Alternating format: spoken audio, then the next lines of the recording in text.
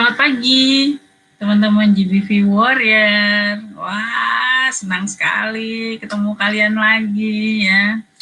Udah lama sekali kita nggak ketemu. WFH ini udah dari April ya, 1 April.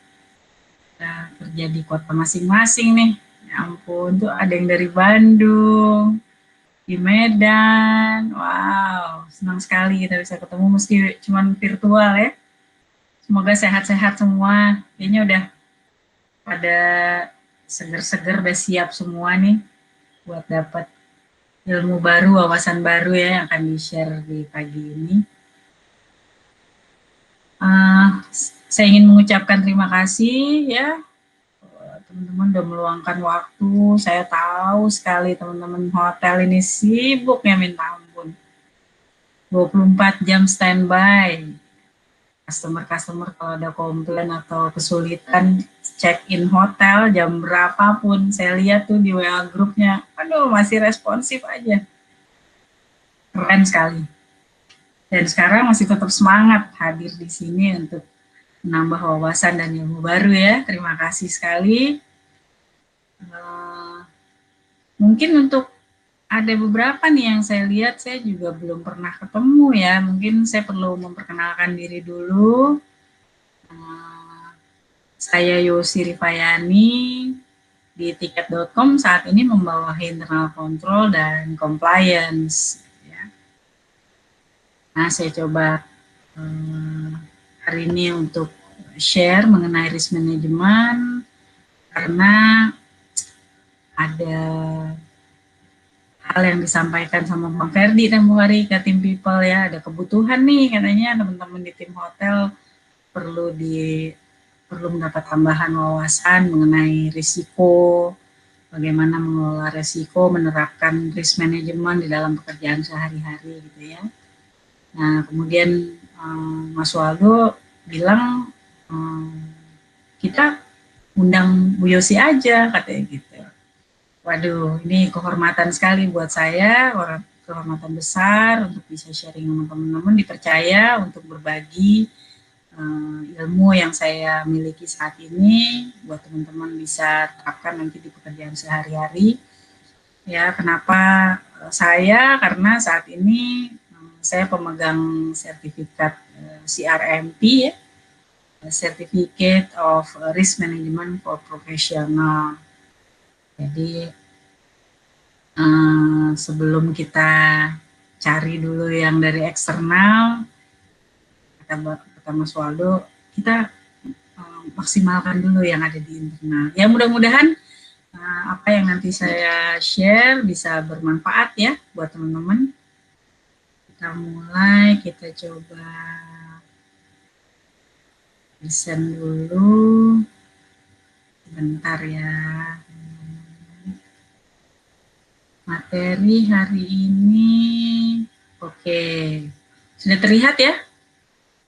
Sudah terlihat semua? Oke. Suara saya terlalu kencang, kurang jelas, atau gimana nih? Boleh? Oh, udah cukup ya? Ya? Oke, terima kasih. Oke, tema pelatihan hari ini saya beri judul khusus untuk teman-teman tim hotel, Risk Management for GBV Warrior. Nah, ini tujuan pelatihan kita sesuai yang disampaikan Bang Ferdi ke tim people ya. Jadi diharapkan nanti teman-teman memahami apa sih arti risiko itu. Kemudian nanti bisa memonitor dan mengelola risiko. Dan yang pasti nih nanti teman-teman bisa membuat risk register dan menerapkan dalam pekerjaan sehari-hari. Gitu ya. Nah, ground rules ini seperti yang sudah saya sampaikan kemarin ya di WA Group. Jadi kita fokus pada materi hari ini, kemudian dilarang menggunakan handphone ya, harus pakai laptop supaya materi yang diberikan jelas dan nanti bisa responsif. Kemudian kalau ada tugas nanti kan kita pakai tools Excel dan lain sebagainya, itu bisa dilakukan dengan laptop ya. Kemudian kamera laptop wajib dibuka. Nah, hari ini saya udah lihat wajah-wajah cerahnya nih. Terima kasih. Handphone tolong di silent ya, teman-teman ya. Nanti kalau ada yang urgent banget harus angkat, nggak apa-apa, dimatikan saja kameranya dulu, baru dijawab teleponnya seperlunya ya. Bajunya udah rapi-rapi nih, udah kelihatan semangatnya. Kemudian teman-teman tidak diperkenankan mengikuti training sambil makan ya. Jangan khawatir, nanti ada waktu break kok. Dan teman-teman nanti ikutin ya sesi workshopnya ya. Kita bikin risk register bareng-bareng. Nanti semua pekerjaan apa sih yang dihadapi sehari-hari, bagaimana memasukkannya ke dalam risk register, kita bikin sama-sama ya. Oke, nih agenda kita hari ini. Enterprise Risk Management Introduction. Jadi nanti saya mau kasih lihat teman-teman sharing apa sih risiko. Kita suka nyebut-nyebut setiap hari risiko itu apa sih sebenarnya, arti yang sebenarnya gitu ya, filosofinya. Kemudian apa itu risk management. Lalu sales perspektifnya seperti apa terhadap risk management. Conclusion nanti kita sama-sama lihat menurut sales itu risk management itu apa. Kemudian nanti kita ada workshop yang tadi seperti saya sampaikan, kita membuat risk register bareng-bareng ya.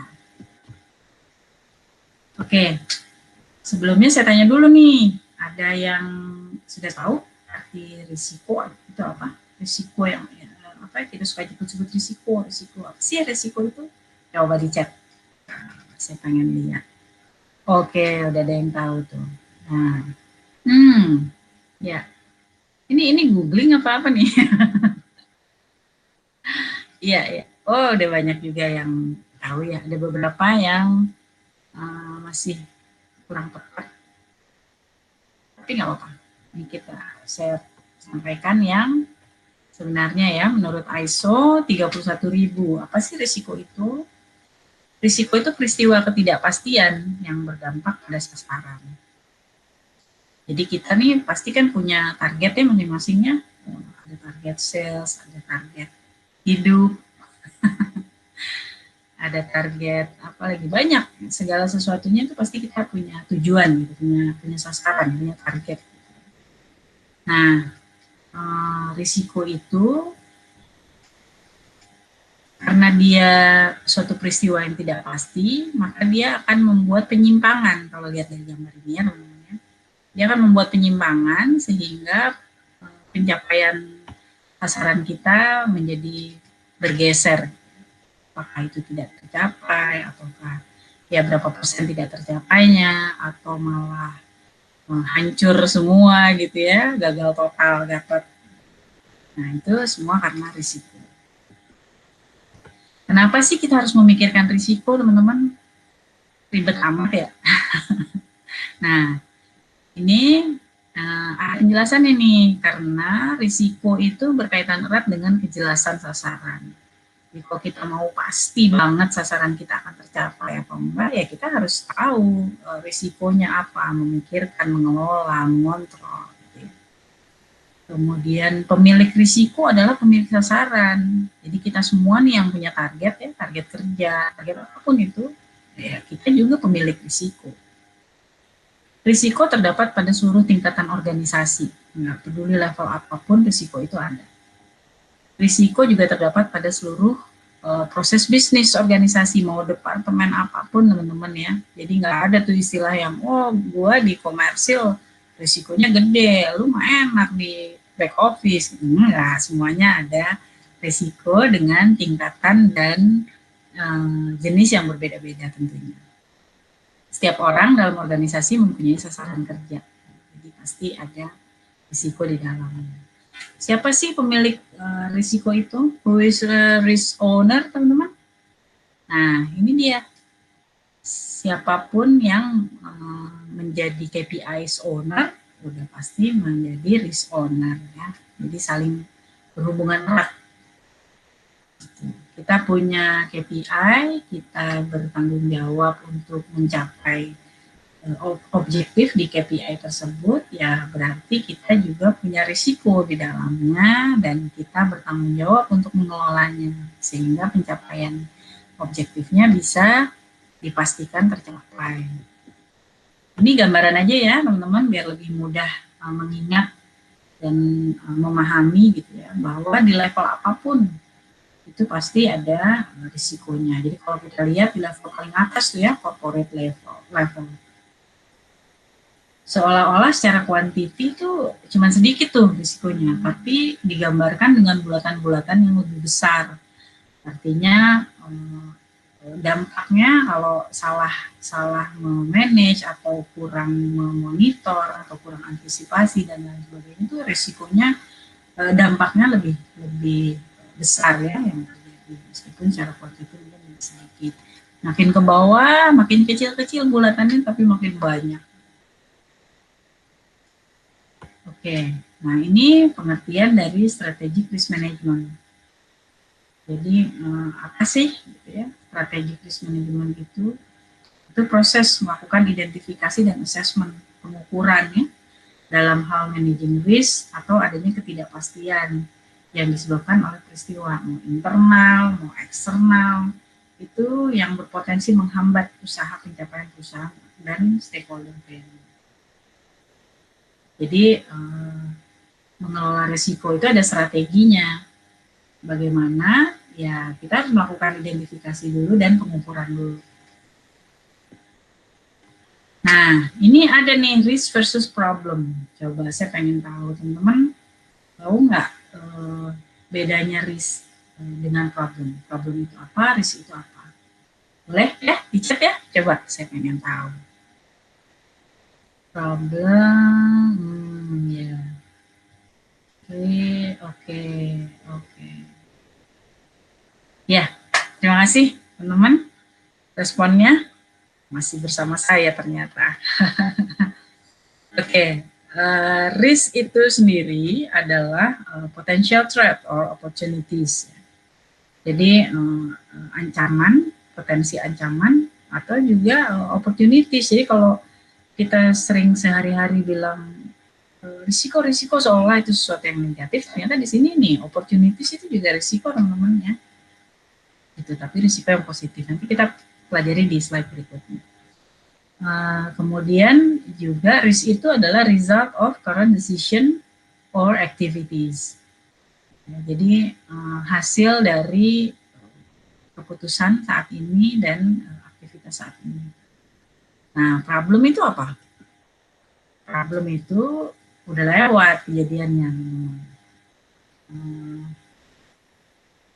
Problem itu hasil dari keputusan atau activities yang di masa lalu juga. Jadi udah kejadian, krisis. Kita bisa bilang itu krisis, itu problem, itu karena sudah lewat kejadiannya. Ya. Nah, ini saya gambarkan diagramnya seperti ini agar mudah dipahami. Jadi keputusan di masa lalu, ya, dia gambar. Keputusan di masa lalu ini mengakibatkan problem sekarang ini. Lalu bagaimana? Bagaimana supaya di masa yang akan datang tidak terjadi problem yang sama. Nah, itu ada yang namanya crisis management atau corrective action. Yang kesalahan-kesalahan masa lalu itu diperbaiki, diantisipasi gitu ya. Namanya risk management prosesnya itu. Mengelola risiko. Jadi di kemudian hari itu menjadi risiko yang bisa terjadi, bisa enggak, tergantung bagaimana kita memanagenya. Nah, ini ada filosofi ya, underlying philosophy of risk management.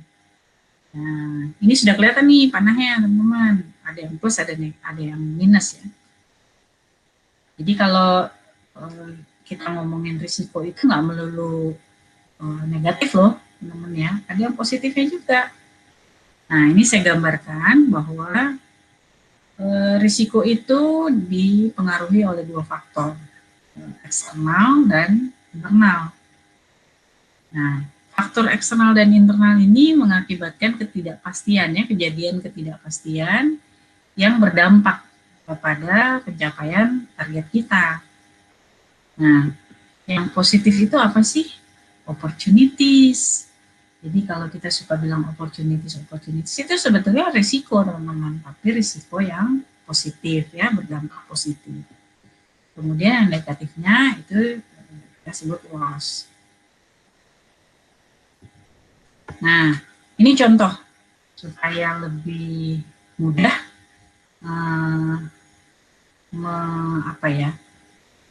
menggambarkannya di aktivitas teman-teman sehari-hari. Nah, saya coba ambil contoh soft block strategi. Ini sering kan dilakukan teman-teman, ya, untuk dealing dengan partner. Soft block strategi itu punya positive risk dan punya negative risk. Saya coba buat 4 poin. Positive risk-nya apa sih? Guarantee allotment for customer. Customer mau pesan kapan aja, jam berapapun, guarantee allotment-nya pasti ada. Kamarnya pasti dapat. Kemudian powerful and respectful billing process. Jadi partner tuh lebih respect terhadap tiket.com, ya, karena kita datang nih, waduh, ya kan? Partner, nih gue tawarin sekian banyak, tapi gue blok kamarnya sekian banyak. Customer gue, ya. Kita lebih powerful dan mereka juga lebih respect terhadap kita. Kemudian target achievement accuracy 90% to 100%. Jadi kalau kita punya target 1 bulan harus menjual sekian banyak kamar gitu, ya, bisa akurasi pencapaian itu bisa 90-100% karena kamarnya tersedia, udah kita blok duluan. Kan? Kalau nggak kita blok nih, bisa jadi ketika customernya pesen gitu, ya, high demand, tapi karena kamarnya udah di blok sama kompetitor, ya kita nggak dapet dan nggak bisa capai target. Jadi dengan soft block strategi itu positifnya. Yang keempat, eliminate complaint in customer service. Ya, semakin customer kita terjamin bookingnya, dapat semua aman, bisa check-in, komplainnya semakin sedikit, kan? Itu udah bisa dipastikan. Nah, negatifnya apa? Additional cash flow for management, udah pasti, ya. Jadi manajemen harus menyiapkan lagi dana tambahan supaya bisa mensupport teman-teman untuk dealing dengan partner hotel. Kemudian create floating AR, ya, need resource to monitor. Jadi uang-uang yang sudah kita taruh di partner-partner hotel itu harus dijagain, harus dimonitor. Nah, harus ada orang tambahan di finance, ya, di departemen lain, di finance accounting, untuk monitor, jagain. Oh, penjualannya sekian, uangnya keambil sekian, udah bener nih hitungannya, nggak ada hitungan yang aneh-aneh. Kemudian dilihat juga ada mungkin di internal control tuh ngeliatin tuh produktif atau enggak sih uang yang kita taruh di hotel ini, atau udah kita taruh nggak ada yang booking di situ, berarti kurang tepat nih billingnya, harusnya bukan di hotel ini, mungkin hotel yang lain, kita pindahkan, gitu, ya. Yang dengan adanya penambahan resource itu tentunya menjadi penambahan cost untuk perusahaannya. Nah, kemudian yang ketiganya, internal dan external fraud possibility. Ini juga mungkin terjadi. Nah, dengan adanya satu proyek, ada uang dikelola di dalamnya, tentunya akan ada kemungkinan penyelewengan atau penyalahgunaan, ya. Nah, ini ada namanya risk response strategi. Jadi dari risk yang tadi positif dan negatif itu ada respons strateginya, teman-teman. Nah, untuk yang negatif risk itu ada 4 respon yang disebut avoid, transfer or deflect, kemudian mitigate, dan yang terakhir accept. Jadi kalau sering ya kita dengar ya kita pakai bahasa mitigasi, gimana nih mitigasinya? Kemarin ada kejadian begini begitu, mitigasinya gimana? Gitu. Nah, sebetulnya ada 4 teman-teman.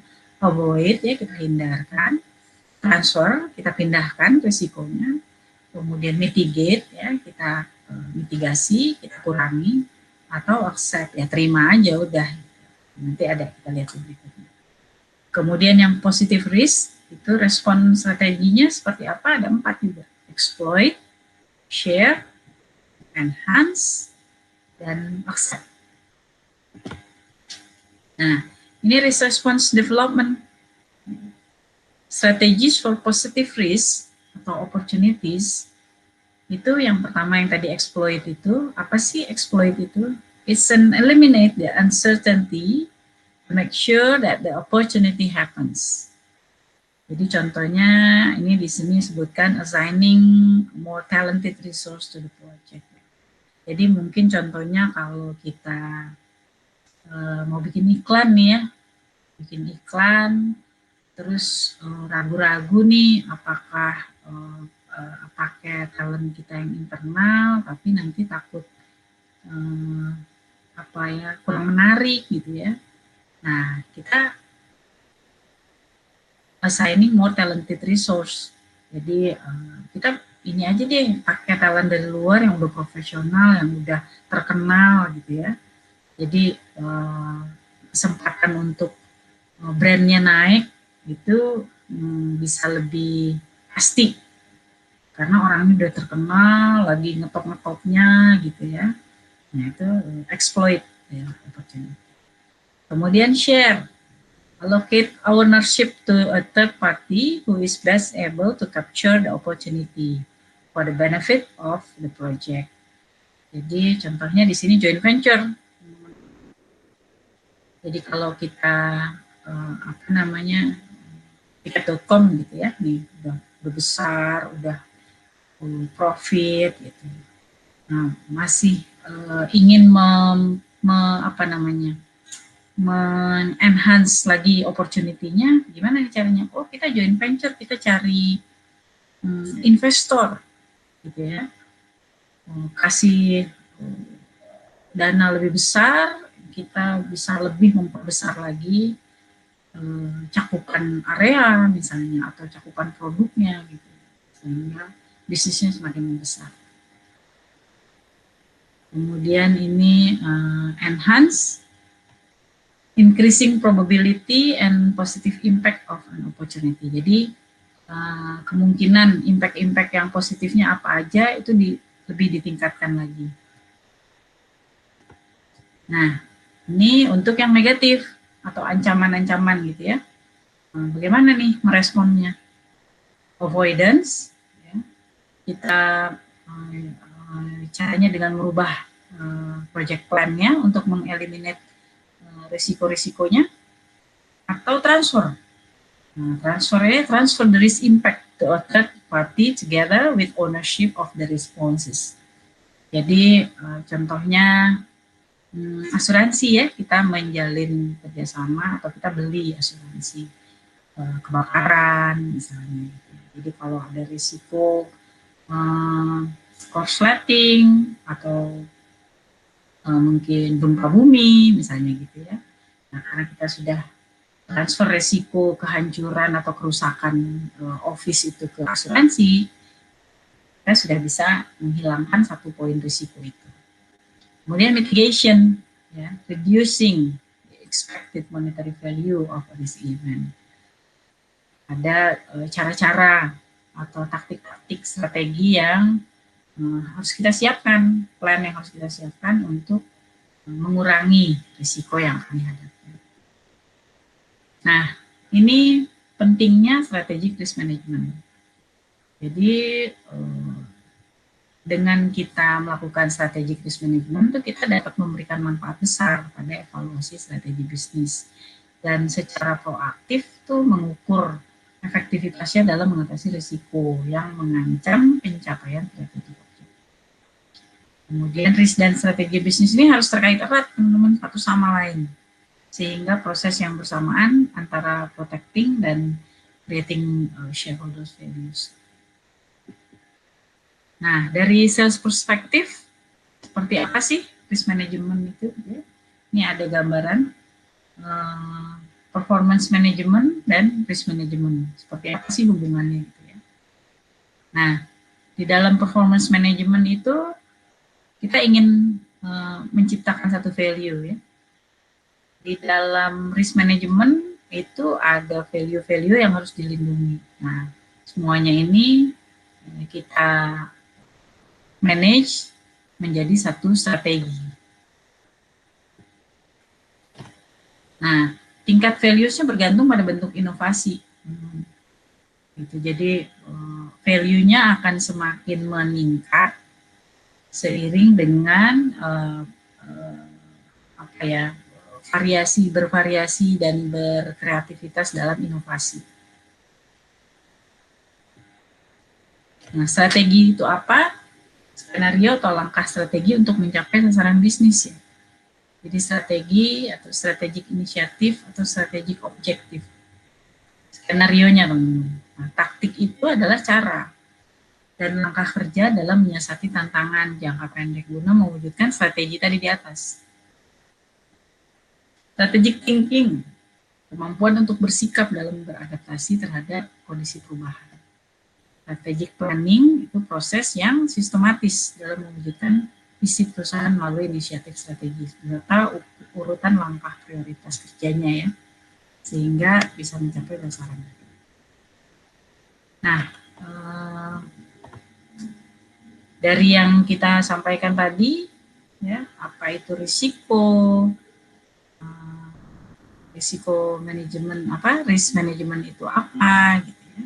Kita sampai pada conclusion.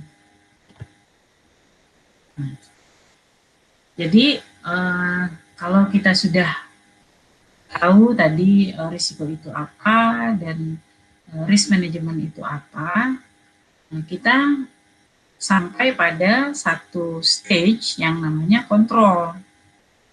Jadi kalau kita cuma tahu, oh risiko itu, oh cara manajenya begini, terus kita mulai mengisi detailnya nanti, tapi tidak dilakukan kontrol teman-teman, ya tidak akan berjalan efektif prosesnya. Gitu ya. Jadi selalu ada yang namanya controlling stage. Nah, controlling stage ini adalah proses memonitor kinerja, melakukan pembandingan dengan standar atau sasaran kerja kita, nah, kemudian melakukan koreksi pada hasil yang tidak sesuai.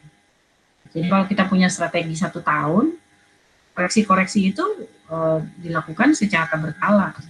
Ya. Nggak nunggu 1 tahun tutup selesai, baru nanti dikoreksinya di tahun berikutnya gitu ya. Ya.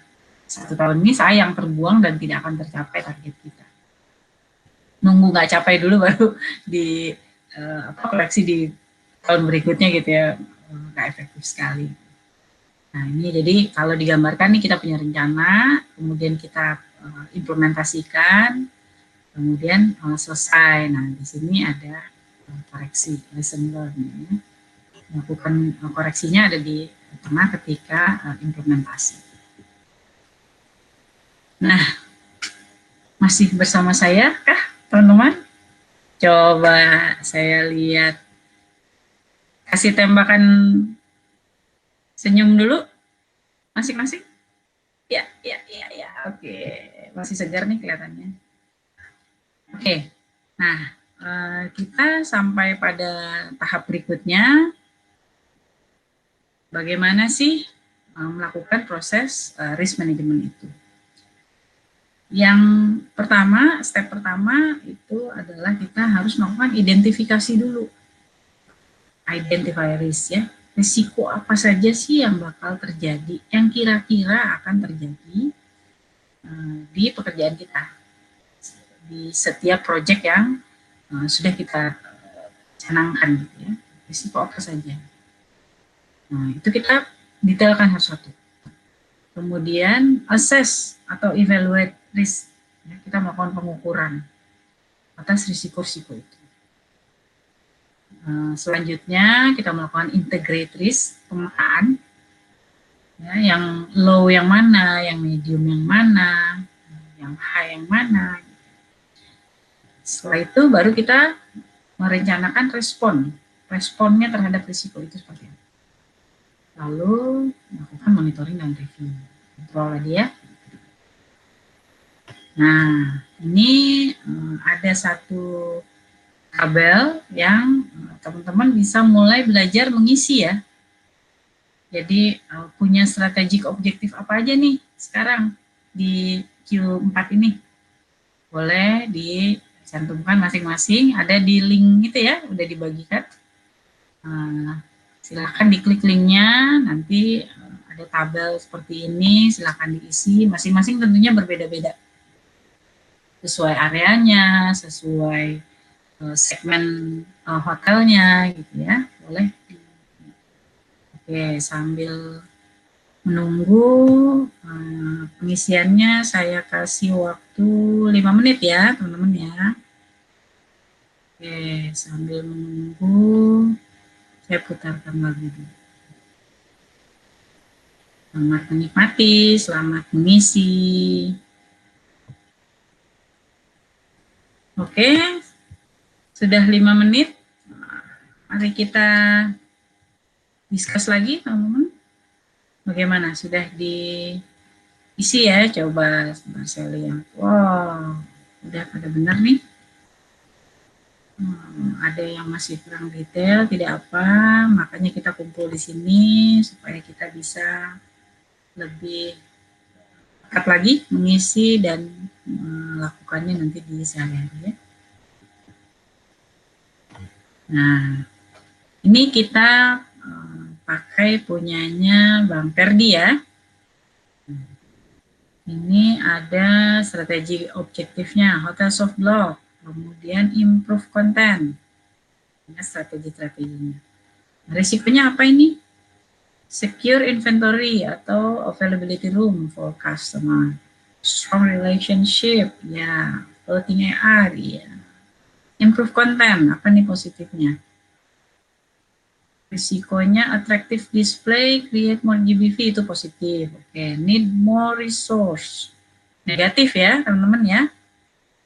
Oke, more equipment or asset provided. Negatif juga. Oke, keren ya Bang Ferdi. Nah, setelah kita mengisi tadi, kita bisa mengukur, teman-teman, memetakan posisi risiko-risiko yang tadi sudah kita identifikasi itu letaknya ada di mana. Nah, ini kita buat tabel ya, ada rare, unlikely, moderate, likely, sama almost certain. Itu di likelihood ya, atau kemungkinan yang terjadinya seberapa sering. Nah, impact-nya itu ada di sumbu Y-nya, itu dampak ya, impact. Sangat rendah, sedang, tinggi. Nah, nanti kita buat rame-rame sama-sama teman-teman ya di workshop. Oke, ini untuk menunjukkan bahwa pengukuran resikonya ini juga perlu kita buat terlebih dulu standarnya. Jadi seperti ini ya. Consequence impact-nya, kalau 1 itu sangat rendah, insignifikan. Kemudian kerugian aktual finansialnya ini di bawah 10 juta.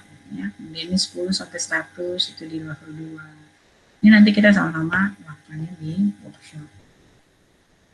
Nah, ini risk register, tabel risk register yang nanti di workshop kita sama-sama isikan bersama.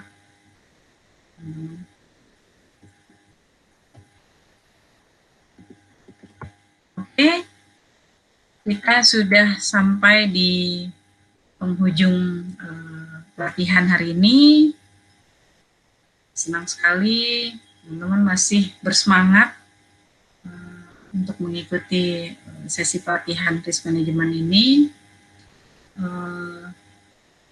Tanggal 5 kita akan ketemu lagi di workshop. Untuk itu teman-teman bisa berlatih mengisi risk register ya, tabel risk register, kemudian tabel pengukuran.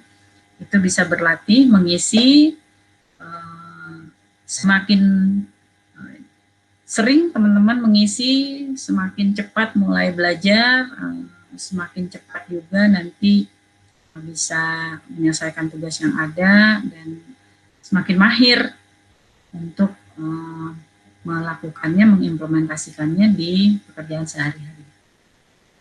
Terima kasih sekali lagi sudah meluangkan waktunya untuk mengikuti pelatihan ini. Terima kasih, sampai jumpa.